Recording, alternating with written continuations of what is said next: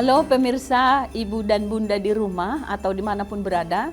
Tiba waktunya kita bertemu kembali dalam program Tiba, Tanya Ibu dan Bunda. Bersama saya, Ibu Rosti Malin Munte, ditemani oleh Bunda Dr. Immaculata Umiyati. Selamat pagi Ibu. Pagi Bu, sehat semua ya? Sehat. Jadi Tiba, Tanya Ibu dan Bunda adalah program bincang-bincang atau tanya jawab sehingga kita bisa berinteraksi bersama melalui pertanyaan-pertanyaan yang dapat dikirim langsung melalui kolom komentar YouTube atau dalam postingan Tiba di sosial media @komnastv.anak dan @arismerdekaofficial dan hashtag tiba-tiba bertanya. Bunda, hari ini kita akan membahas tema apa ya? Kita akan membahas tentang jenis terapi. Jadi begitu kita tahu anaknya kita kok ternyata berbeda, kita akan melakukan sesuatu supaya gerak cepat. Jadi kalau saya tanya seperti ini supaya para ibu dan bunda yang ada di rumah dapat lebih memahami dengan jelas, tolong ibu nanti bunda akan jelaskan kalau ada pertanyaan seperti ini. Bagaimana untuk mengambil langkah setelah mengetahui bahwa anaknya berbeda dari anak yang lain? Bagaimana Bunda? Jadi gini, yang paling utama sekali begitu kita merasa, sebenarnya itu merasanya udah beberapa lama lalu ya umumnya orang tua, cuman iya nggak ya, bener nggak sih gitu kan ya, mosok sih itu berkecamuk di dalam hati sehingga ini yang sebetulnya membuang waktu. Nah begitu ibu merasa kok ada sesuatu yang berbeda, misalnya konsentrasinya, perilakunya, gerakannya, bahkan bicaranya atau apapun gerak-geriknya anak itu kok berbeda gitu ya. Satu yang paling penting, nggak usah terlalu khawatir, nggak usah panik, nggak usah menangis-nangis, jangan renyek dulu hatinya. Tapi kalem aja Bu, kita kalem. Saya yakin orang Indonesia ini semua beriman ya Bu. Jadi dalam artian nggak usah gubrak-gubruk nangis teriakan, tapi cooling down, kalem, dan lihat lebih jeli lagi. Lihat lebih seksama lagi. Apa yang kita curigai ini, misalnya begini, wah anakku dulu yang nomor 1 atau anak tetanggaku atau anak saudaraku umur segini udah bicara loh. Kok anakku belum ya? Nah di dalam ini penting sekali, jangan denial Bu, jangan gini, nggak apa-apa, papahnya dulu juga umur segini belum kok, si ini juga belum, jangan sama sekali. Itu yang penting banget, karena kalau itu yang terjadi ya udah lengah kita. Artinya menerima kenyataan, tidak boleh mendinai, tetapi juga jangan kekhawatirannya berlebih-lebihan. Betul. Baik. Ya. Karena kalau kekuatannya berlebihan Bu, ini justru si ibu ini malah nangis mulu, gitu kan, karena dia gelisah, cemas, takut dan segala. Akhirnya udah nggak melakukan apa-apa, karena saking takutnya tadi itu gitu ya. Nah jadi lihat apa yang akan dilihat, perilakunya dulu. Anakku nih kok ngamuk-ngamuk ya, kok sedikit-sedikit keinginannya nggak tertulis udah jedotin pala ya, atau kok dia lompat-lompat terus, dia nggak bisa diem, tapi kalau ada TV langsung gitu, karena ada anak-anak yang cepet-cepet itu ya. Nah atau misalnya kok ini anak pipis aja nggak ngerti, langsung udah umur sekian, udah umur 2 loh ini loh, masih pipis, masih ngompol, masih ada di tempat nggak karu-karuan gitu ya. Nah itu kita mulai, jadi kita betul-betul observasi dengan objektif. Sama seperti kalau kita ke dokter kan harus, keluhannya kan harus komplit ya, jangan dialang-alangin, jangan ditutup-tutupin supaya obatnya tepat ya. Nah sama dengan ini. Nah kira-kira di situ Bu, jadi perilakunya, bicaranya, ataupun bahkan kemandiriannya walaupun masih kecil, amati semuanya. Diamati semuanya. Walaupun sang ibu sebetulnya tidak terlalu memahami atau sama sekali tidak punya pengalaman tentang anak yang berkebutuhan khusus, tapi ketika dia melihat bahwa anaknya ini berbeda dari anak biasa atau anak-anak yang lainnya, dia harus betul-betul memperhatikan yang Bunda sudah jelaskan tadi itu ya. Tidak boleh mendinai atau cuek, tetapi juga tidak boleh ketakutan berlebih-lebihan supaya dapat mempelajari kekurangannya atau kelainannya itu seperti apa. Ya, ciri-ciri yang ada ya. Ciri-ciri. Kemudian setelah itu, setelah mengamati itu, lantas bagaimana? Pergi kemana mencari bantuan untuk memahami ini? Dan ini yang terjadi sekalipun di kota besar gitu ya Bu. Sekalipun sekarang sosmed juga udah banyak, udah bisa baca-baca. Tapi kan orang dalam kondisi panik juga mereka bingung. Nah Ibu, begitu Ibu udah tahu betul seperti apa kondisinya, simptomnya, gejala-gejalanya. Supaya nanti kalau ditanyain dokternya nggak jawab nggak tahu dok. Gitu kan ya. Tapi udah tahu betul maka jangan denial. Melainkan harus betul-betul objektif. Barulah pergi ke tumbuh kembang.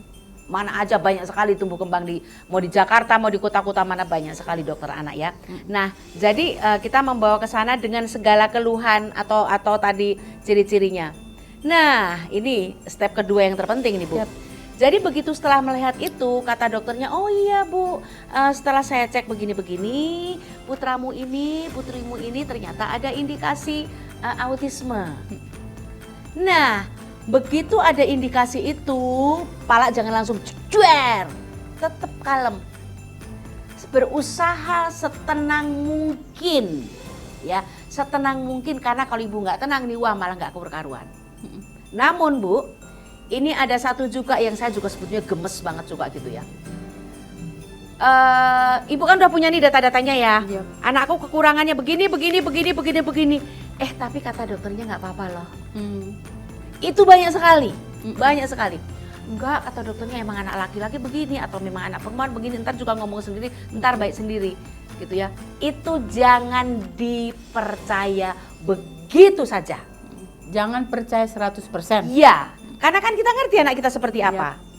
Jangan malah Ibu, oh iya betul kata dokternya nggak apa-apa. Bener seperti kata hatiku. Kalau kita kan denial, ya kan? Nah kemudian juga jangan dipercaya. Wah, aku ngomongnya serius banget ya. Karena gemes banget gitu kan ya. Karena aku gemes banget suka ngomong gini. Bu, anakmu tuh autis tapi ringan. Please jangan dengerin itu. Karena kata autis tapi ringan, ini menjadi bumerang loh buat kita loh. Menjadi bumerang besar. Sebetulnya yang namanya ringan itu tidak ada. Karena Bu, autis itu sekalipun ringan ya Bu. Perilaku kena, bicara kena, kemandirian kena, akademiknya kena, sosialnya kena, ya sensoriknya kena. Jadi ringan dari mana ya? Gitu.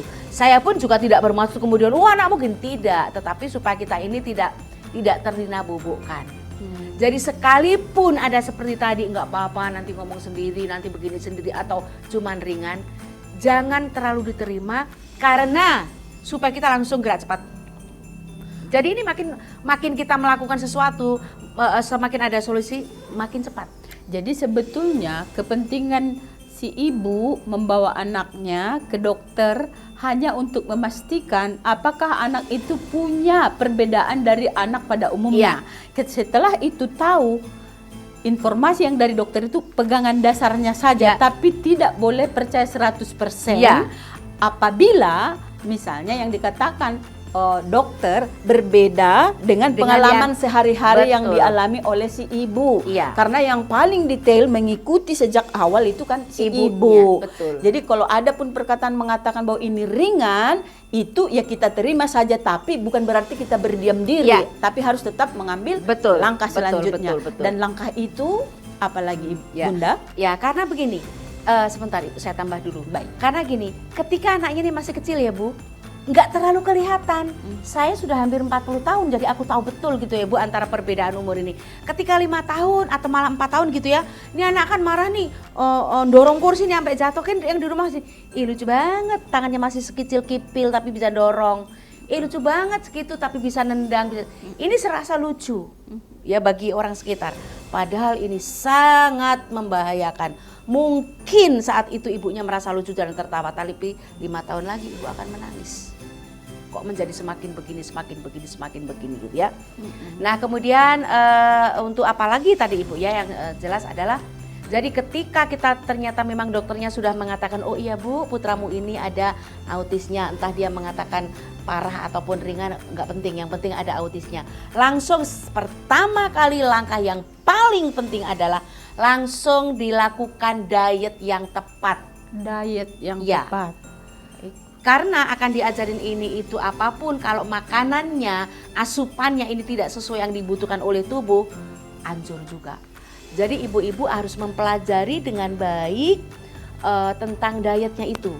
Harus dikasih makanan yang tepat untuk dia, bukan yang diinginkan tapi yang dibutuhkan. Baik. Nah, ini ada pertanyaan-pertanyaan ini Bunda. Monggo. Dari netizen kita. Ini pertanyaannya begini. Halo Kak, saya mau bertanya, jenis dari anak berkebutuhan khusus ini kan variatif ya.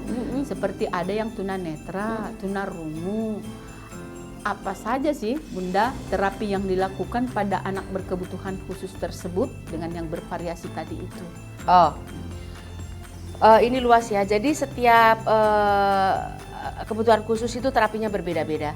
Anak tunanetra, tunarungu, ada Down syndrome atau CP, berbeda-beda gitu ya. Jadi terapinya berbeda-beda untuk semuanya. Tetapi kalau yang saya pegang itu adalah khusus autis saja.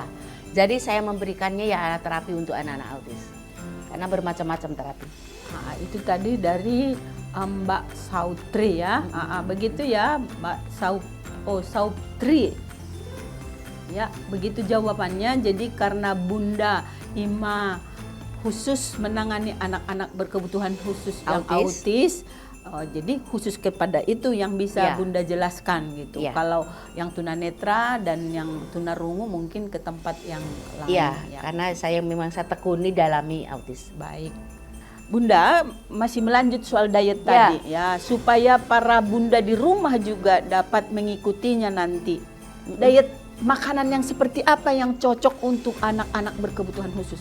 Ya, khususnya autis ya Bun. Ya, khususnya autis. Jadi untuk anak autis itu sebenarnya wajib. Banyak orang tua memang tidak melakukan ini karena nanti takutnya badannya kurus dan segala macam, itu masih perang batin gitu ya para bunda di rumah gitu ya. Jadi Bu, terapi itu wajib, 100% wajib. Inti dari dietnya itu adalah gluten casein free ya. Jadi tidak boleh makan terigu, tepung terigu, gula, susu, dan banyak sekali telur juga gitu ya. Dan produk-produk dari bahan-bahan ini. Ya. Turunannya itu. Ya, dan turunannya dan produk dari ini sungguh-sungguh tidak boleh. Karena apa? Jadi ini hanya akan meracuni tubuhnya. Karena gula itu akan menjadi kandida di ususnya, dan ini mengakibatkan anak nggak konsentrasi, anak teriak-teriak, anak nggak bisa tidur. Jadi yang disebut dengan alergi itu kan termasuk bagian dari alergi. Nggak ke kulit loh. Jadi jangan ibu-ibu pikir anakku nggak korengan, nggak air putih. Bukan itu, tetapi menjadi kalau makanan ini ditabrak Bu, itu ciri khasnya dia semakin menjadi-jadi. Jadi misalnya, wah ini anak tuh senangannya lompat gitu ya Bu. Nah dengan makanan-makanan yang tadi ya Bu, ada susu, ada terigu, ada gula gitu ya. Oh itu lompatnya bisa jebol plafon loh. Bisa jebol plafon. Atau nggak bisa tidur, atau tambah lompat-lompat, atau tambah teriak-teriak.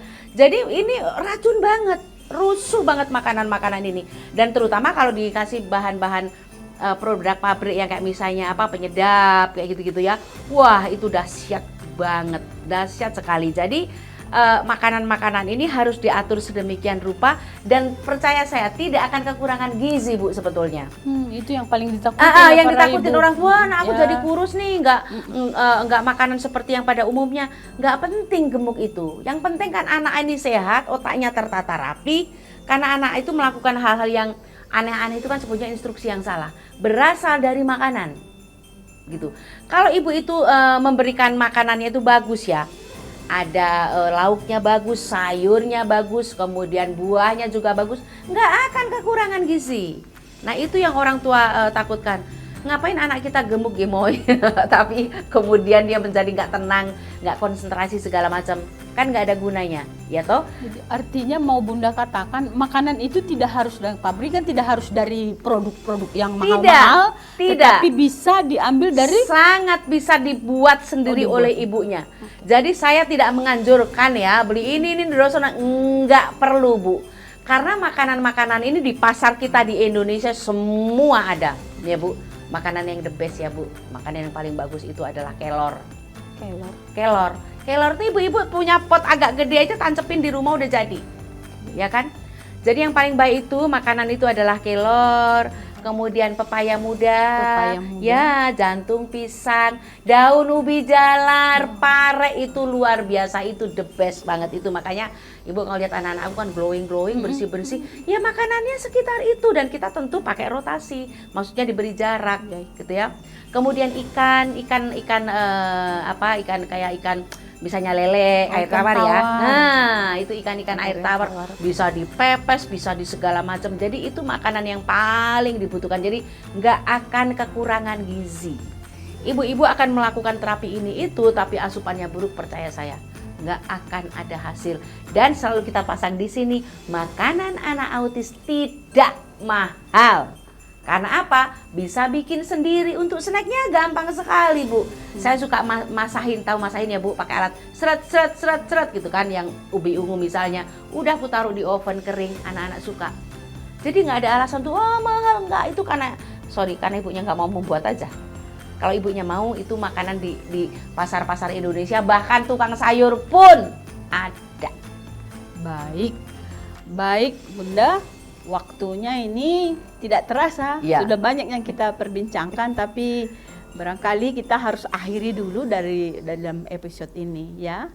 Dan jangan lupa kepada semua ibu dan bunda yang ada di rumah untuk mengirimkan kalau ada pertanyaan-pertanyaan, boleh disampaikan melalui kolom komentar YouTube atau dalam kolom komentar postingan Tiba sosial media @komnastv-anak dan @arismerdeka_official.